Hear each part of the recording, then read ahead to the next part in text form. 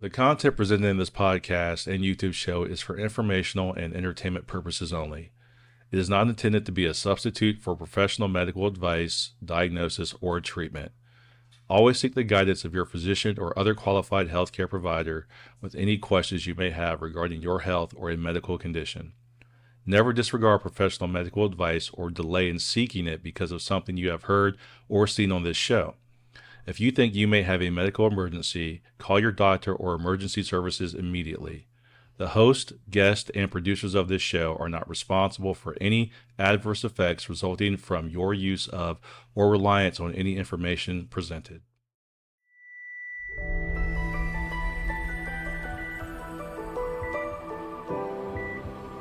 Andrea, can you hear us?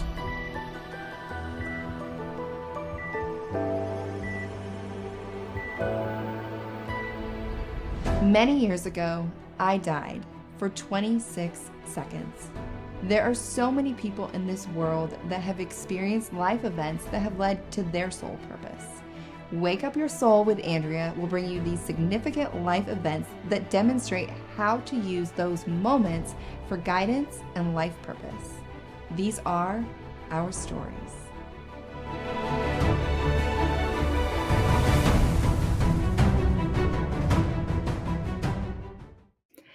Hi, everyone, and welcome to Wake Up Your Soul with Andrea Lynn. Today's guest is here to tell us the story of how she walked off a cliff and how her life changed forever after that day. Let's welcome our guest, Wendy. Hi. Hi, Wendy. How are you? I'm great. How are you? I am great too. I am very excited to hear this story because we were just chatting and you were saying there were pieces that you haven't really shared with too many people at all and things that you really didn't speak about because you hadn't looked back on it yet until after the event and more recently, it kind of sounds like. So let's dive into your story and talk about the night that you walked off the cliff. What happened that night? It was a Friday night. It was January 1988. So it's been a really long time. And, your mind does things about details, Sure. especially when you have tragic things happen. But from what I remember, I had some friends and I was a musician at the time. And we were living up in Santa Rosa and I was going to go out with them to the coast to a place called Goat Rock.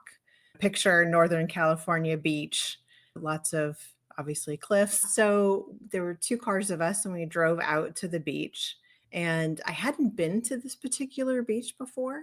So we drove down a long ways and pulled into a parking lot. So this parking lot's kind of U-shaped. And we pull up right in front of this sign that says Whale Point.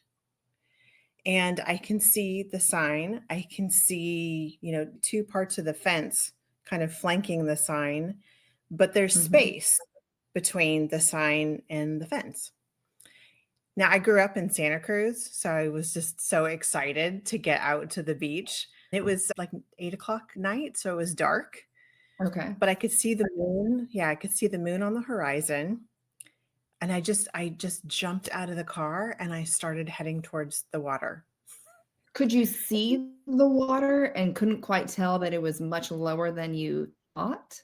I could see the moon on the water in the distance. And from that distance, It felt like I was beach level.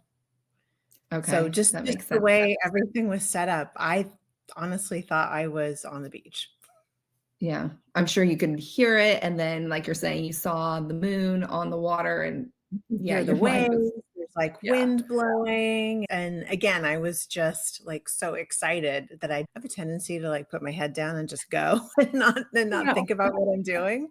And that's definitely what I did here.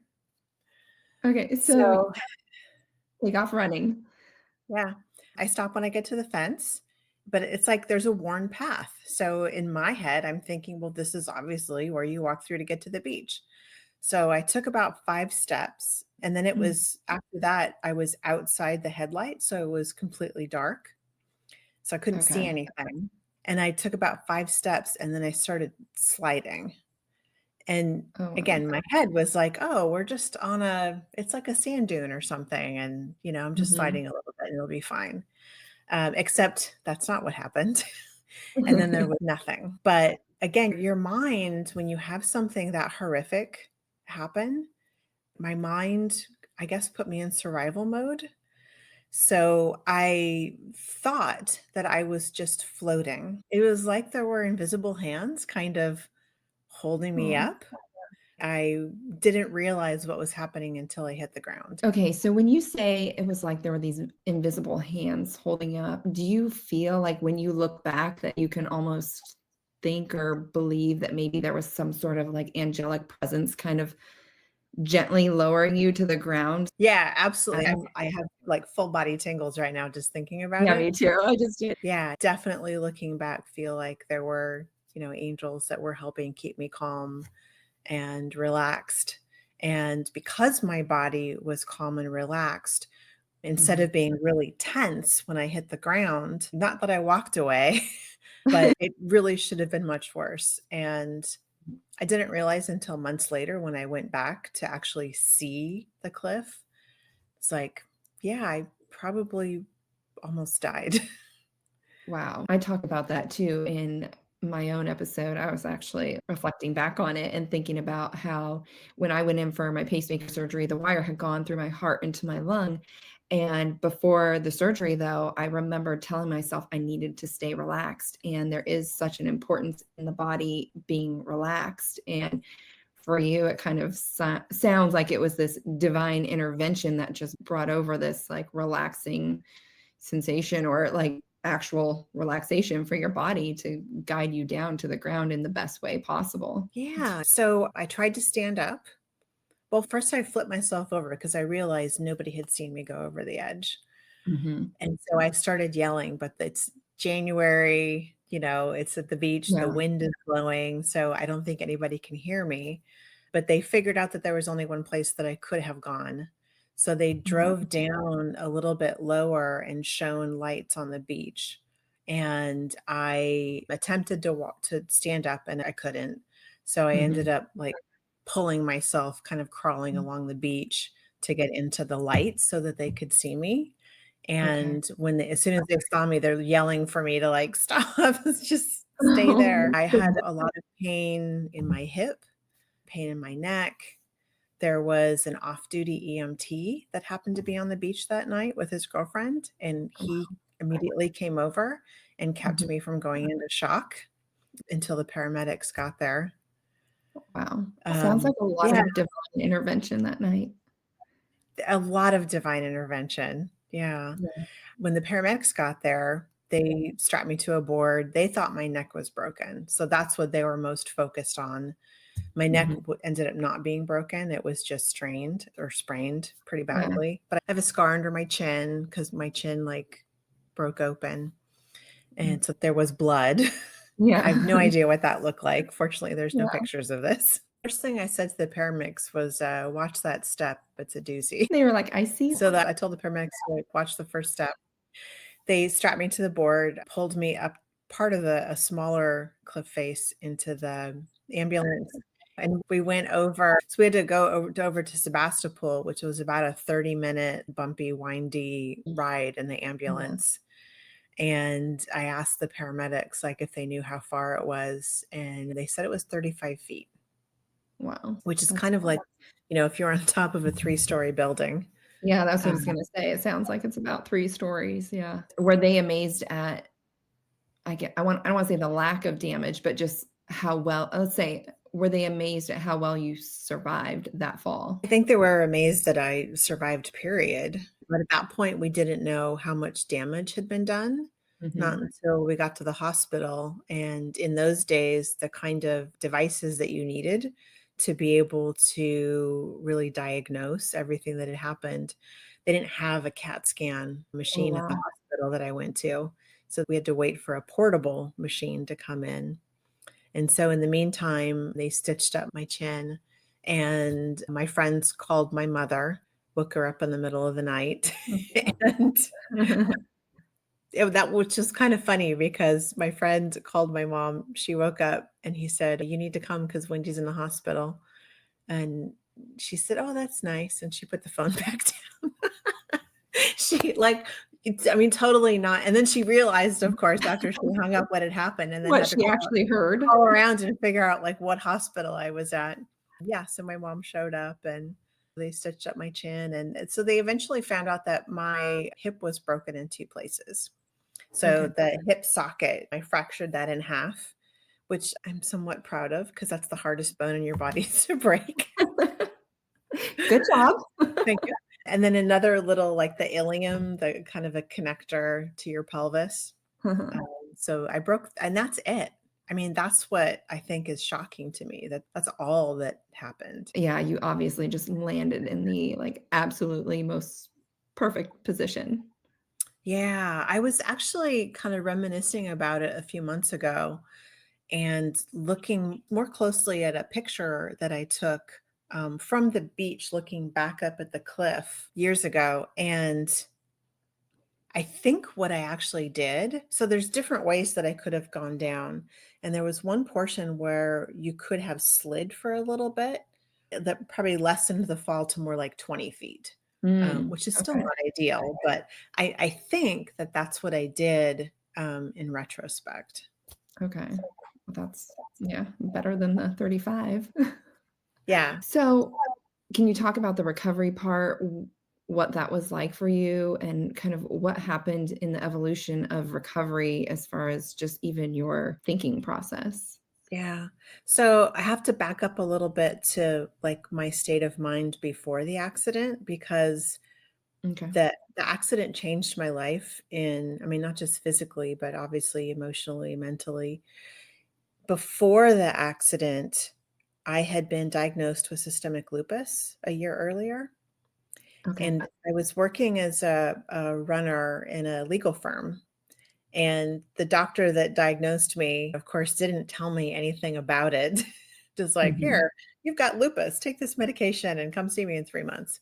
Yeah. So I started researching it on my own. And we had some medical techs that were in the law office. And Mhm. so I pulled one of them out and I looked up systemic lupus, and they said that 50% of the time it was fatal. Mhm. So then, my state of mind is like, oh, okay, well, guess I'm gonna die. And I'd always had this weird feeling, like I wasn't somebody who planned for the future very much because I never saw myself, you know, like living to be older. Interesting. Yeah. So it wasn't, I didn't take very good care of myself for somebody having lupus. I stayed up way too late at night, hung out with people who were night owls, which I have not ever been in my entire life. So I wasn't getting enough sleep that I needed. Uh-huh. I didn't have a lot of friends because I had moved from, Dublin, where I had gone to high school. My mom moved back up to Santa Rosa, where her family was after she and my stepfather divorced. So, I had to go live with my mom when I found out I had lupus because I was really sick and Mhm. just not able to take very good care of myself. So, moving back in with your mom after you've been away from home for like a year. Yeah. There's like the tension of that relationship and not having a lot of friends. I made a few that obviously I went to the beach with, but I was very lonely. I was very depressed. I had an appointment with my rheumatologist that week, and I had a blood test marker that was positive that kind of led her to believe that if I wasn't careful, I was gonna have, like, organ involvement. So up until that point with lupus, which is an autoimmune disorder, I'd only had really bad arthritis and fatigue and, like, the butterfly rash. Mhm. But what kills people is it attacks your kidneys and your Mhm. organs, so you can attack your lungs, and so that was just kind of the state of mind that I was in, was like, "Gonna die anyway." Okay. So, not really planning for the future, trying to do anything. I was going to community college Mhm. because my parents couldn't afford to pay for college, so I was in my 3rd year of community college, but after the accident, I felt like I'd been saved for some reason. And I hear that's very common for people who survive something that they don't think that they should have, that Right. obviously I'm here to do something to help other people, and it really gave my life new meaning and new Mhm. purpose. How did you figure out what that purpose was? I was very angry that the doctors had not done more to sort of prepare me. So I really wanted to be a rheumatologist. That Mhm. was my goal, is like, I'm going to go be a doctor and I'm going to like help people so that they don't end up in this very horrible mind space when they have a disease. I Mhm. had also, as a result of having lupus, I had been to the Berkeley Psychic Institute to like get aura healings because I was very interested in alternative therapies, which, in the late 80s were sort of just becoming, they weren't mainstream at all. Yeah.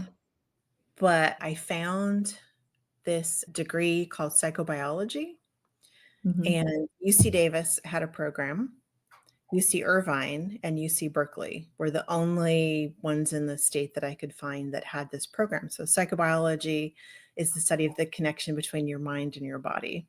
Mhm. So, I was very interested in what I could do with my mind to help my body heal. So, I immediately signed papers and planned to go to UC Davis. So you went to UC Davis then? I went to UC Davis. I had to go part-time for a little bit because I still was having issues with lupus, but there was one class that I needed. So when I had the accident, I spent 3 days in the hospital. I was very concussed and I couldn't walk for 3 months because Mhm. of where the break in my hip was. I couldn't put any pressure on the hip socket. So Okay. I had to leave my hip my leg pulled out. But school started 3 days after I got out of the hospital. And Wow. I was there because I needed this one chemistry class Good job. in order to transfer to Davis. So, my 83-year-old great-grandmother drove me to school every day, Mhm. for classes, until I could drive again, which took me 3 months.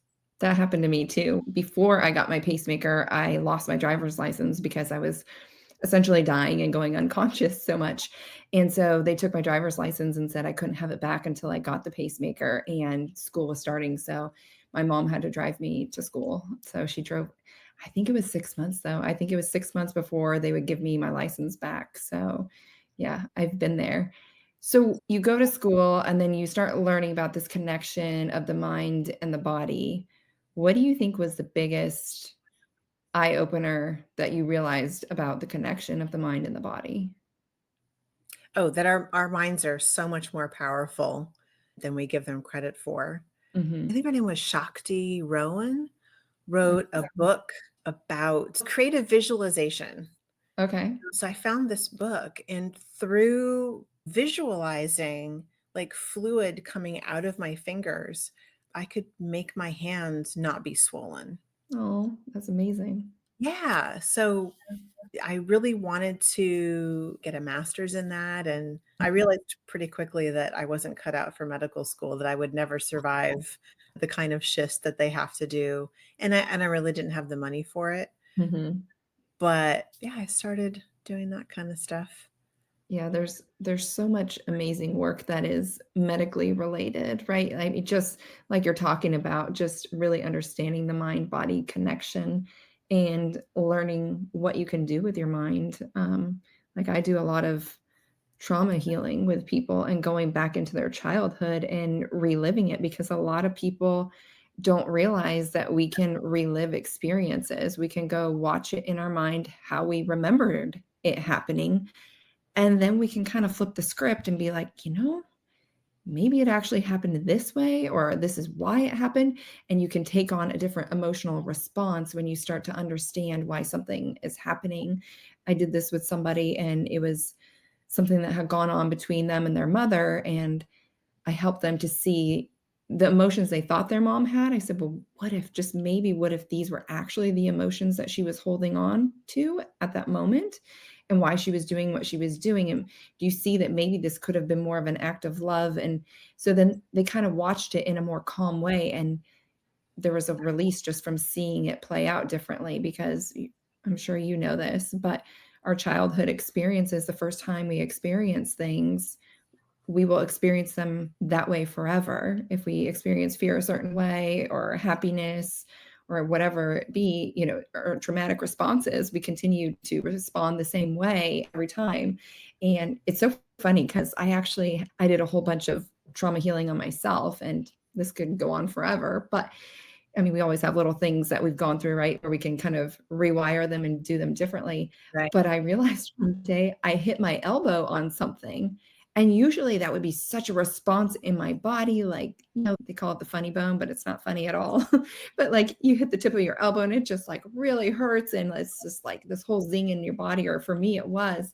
And after I had done all this rewire work, I hit my elbow one day and felt almost next to nothing. And I was like, whoa, that is crazy.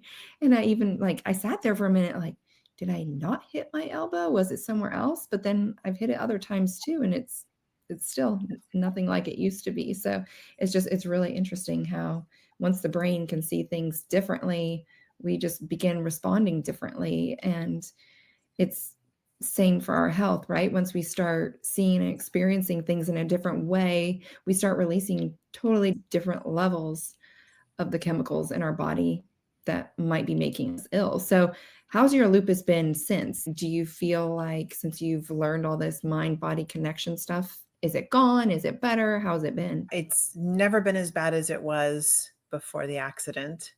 It's not typical, right? Like typically It's not people just typical.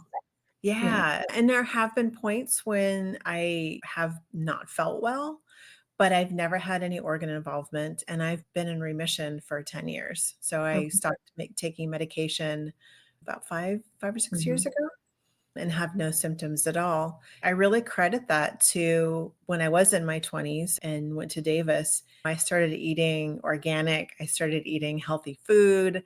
I Mhm. started protecting my sleep. I did all the things that I should have done in the first place and just didn't Mhm. know about, because I really did start kind of researching how you heal your body.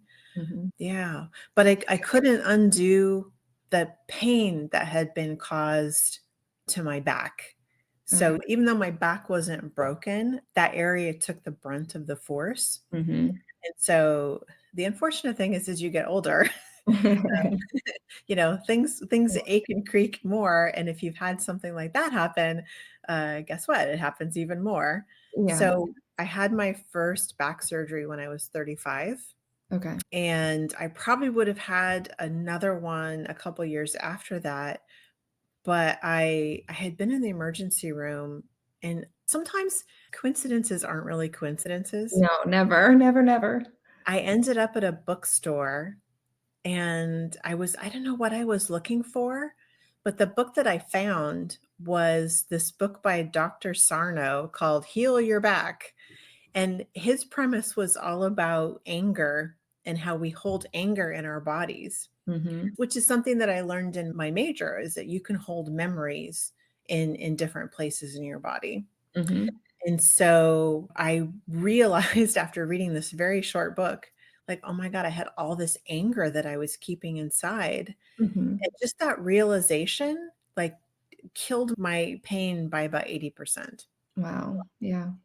It's so amazing. Trauma healing is probably one of my favorite things because it can bring so much peace to your life. But hearing your story, I mean, I'm sure you've put all this together, but it's really fascinating and cool to see how, you got diagnosed with this illness that was going to affect your life in not exactly the best way, right? It was going to make it more difficult. And then you have this terrible tragedy too on top of it. And it's just that little push, right? It's that divine intervention where it's like, wake up, girl. There's another way. Like you're not seeing it. Like I'm going to force you to start looking harder for answers.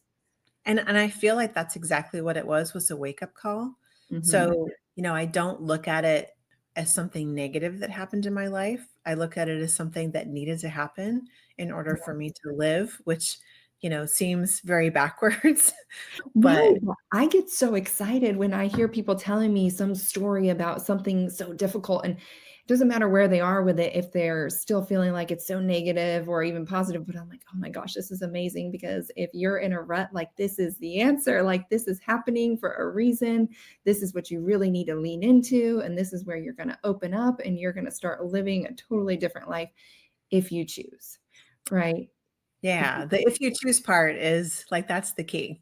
Yeah. I mean, when we experience these really, really difficult moments, it's that choice that we make of, are we just going to be like, oh, this is awful, and just keep sitting in it? Or Yeah. are we going to start saying, well, this isn't working for me. What am I going to start doing differently? How do I change this? So the other part that I didn't realize, and this didn't happen until my stepfather died 5 years ago. Okay. So when he died, the accident kind of opened up pathways for me, but his death was a catalyst to like blowing up my intuition and really expanding it. And kind of delving into the world of angels. And Mhm. when I looked back, I realized that there was an angel that had been with me my entire life. Oh, that gives me chills and tears. So, Like I could cry. Yeah, it's beautiful. yeah. So when I was probably 12, I think, it was, my childhood was not the best at certain times. Right. And there was this place that I would go to, this open field behind a school that was a couple blocks from our house. And I would sit there and I had this imaginary friend Yeah. that I would talk to all the time. And she's the angel that's really always been there for me. She were the hands that like helped me fall and has been by my side every step of the way. What do you think helped open up the intuition piece besides the death you're saying? Like what part of that made you start realizing? Because I know for me, part of my own like abilities too, kind of, I know they were always there and I can look back and see abilities that I had as a child, but Yeah. then after my grandfather passed, I would hear him all the time in my head, and at first I thought, "I'm just crazy," and I had to ask him to stop. I was like, "I feel like a lunatic, like, I hear you everywhere I go, like, stop responding and helping me and guiding me because, like, I wanna hear my own mind." And so he did, and then another loved one in our family passed, and that started happening again, and then I went to this medium who was doing a reading for me, and she's like, "And he says he talks to you because you can hear him." And I was like, oh, yeah. But I hadn't told anyone that. That was Mhm. like, I was keeping that one to myself. And so then that's when I was like, okay, maybe I can actually trust this and believe in this and start leaning into it more. And then, taking classes like you and I took the angel card reading classes and things like that. And as I think I became more accepting of the fact that there is this higher power and there is this divine guidance, it was like, okay, she believes in us. We're gonna show ourselves to her more now. But how do Yeah. you think it came about for you? I think kind of the same thing, I'd Mhm. had clues about it my entire life. Mhm. When my dad died young, he died 23 years ago. And I used to have these dreams where he would show up and take me to the astral plane and all these places that he had talked about. And it was like, oh, it's just a dream. This didn't really happen. He's not really talking to me.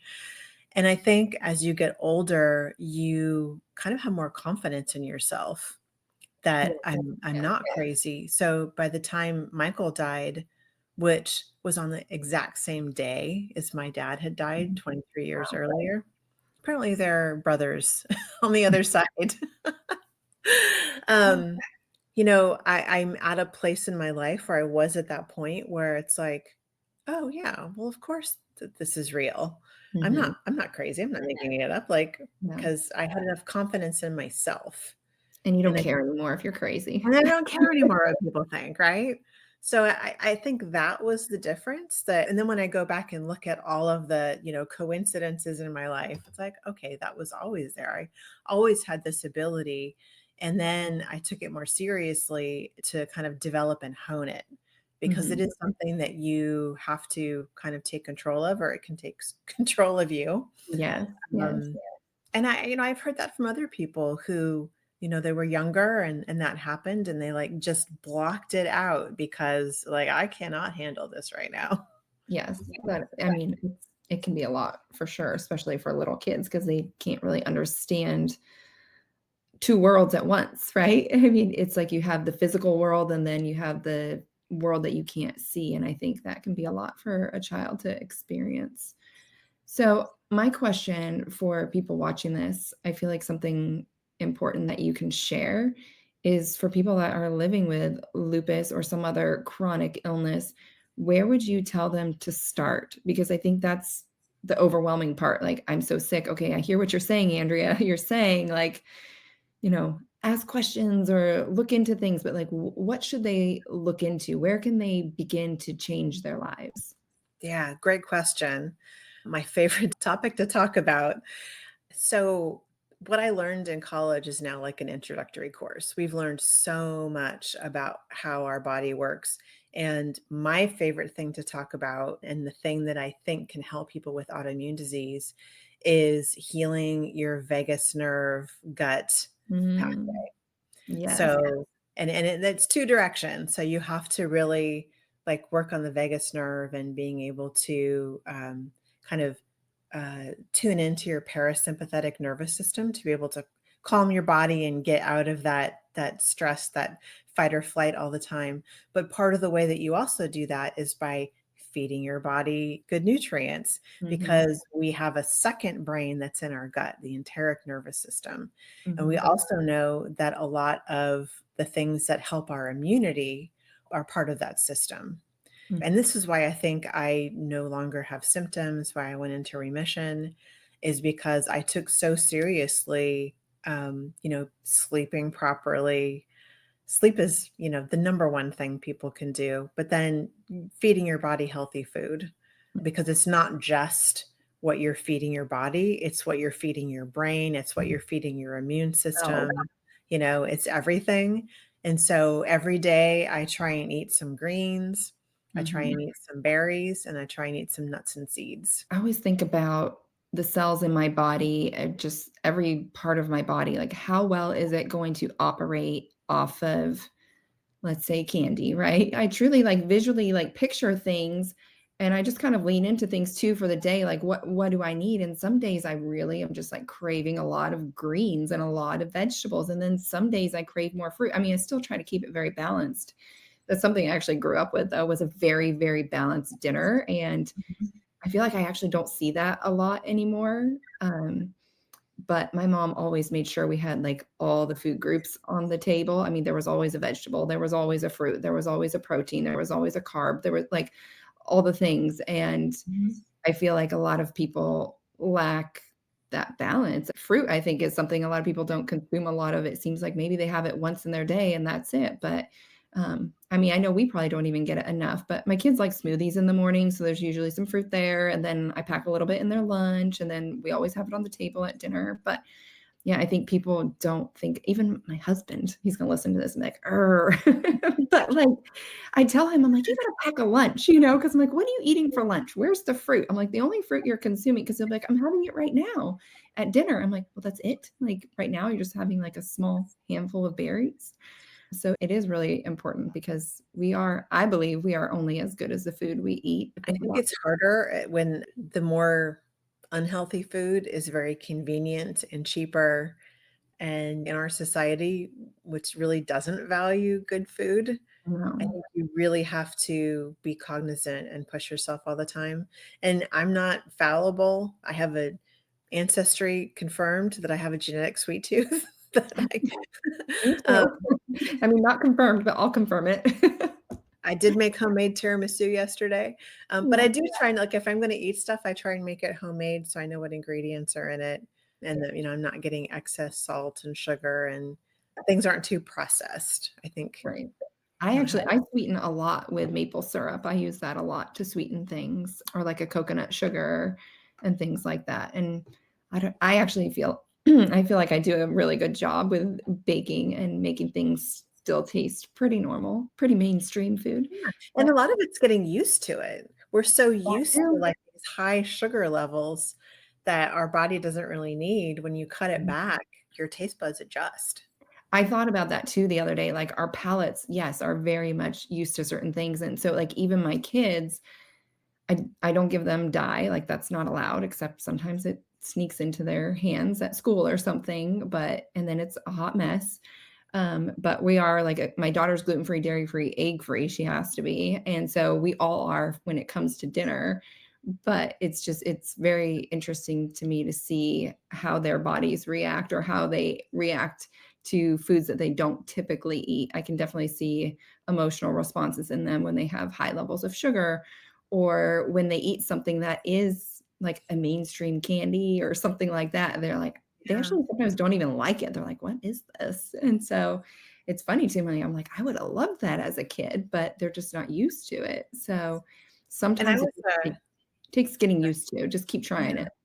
Well, I was a teacher for a long time, and you look at what the kids are eating. I thought about what I was eating at their age, and Yeah. I think if we fed kids better food, maybe they could concentrate a little more in school and not be so crazy and ADHD and, all Mhm. these other things. Oh, yeah. I mean, the dye is crazy. The dye absolutely causes cognitive functional issues, like, without a doubt. I mean, I've seen it in not just my own children, my friends' children, because most of my friends also don't give their kids dye, but then, once in a while, it's like, "Okay, they're gonna have it today." And I also don't want to, I know this may or may not be right, but I don't wanna deprive my kids so much to the point where they have these extreme desires to just binge on these things when I'm not looking. And Yeah. so it's more of like a moderation, and it's a light moderation. I mean, I'm talking like I'll let them have candy on maybe the 4th of July and Halloween, when we go to the parades and the things and they gather some of it, but usually it's like you pick one, the rest is going in the trash, and I will take you to the store, we'll get a toy, you can get some other cleaner candy without dye. I feel like it's making them not push back on me so much. They're like, "Okay, mom allows it, but we gotta wait for this time or that time." But then they also kinda see their behavior and then what happens after, so I feel like they're a little less interested sometimes. Yeah. Yeah. It's kids are kids. Yeah, exactly. I know, And kids. and they're under so much pressure from commercials and other kids at school. If we're ever gonna, like, solve this problem, like, it has to be done as a society. We can't just be individuals that are It waving makes the flag. I know, it makes it very hard as a mom. I'm like, "Can we just stop putting dye in the food, please?" Like, it would make my life so much easier if they could just do that. Well, and they don't do it in Europe. A lot of things that are in our foods are banned in Europe. I know, and they have the same stuff over there. Like, you could get the same candy or food, cereals, whatever. I mean, all this is junk food, but you can get it other Yeah. places. Yeah. Same food, but just yeah. So we have an au pair, and she's from Germany, and she said she's like, "The Fanta you guys have, it is so bright. Why is it so bright?" And she said she actually wouldn't even drink it because it just weirded her out that it was so bright. I was like, "I don't know. I actually don't drink Fanta, so I can't even tell you what it tastes like," but I'm probably not allowed to say that on here. I don't know. Probably I can't don't think be. Santa's watching. I know. Not yet. Oh, but certain sodas are so bright. Yeah, yeah.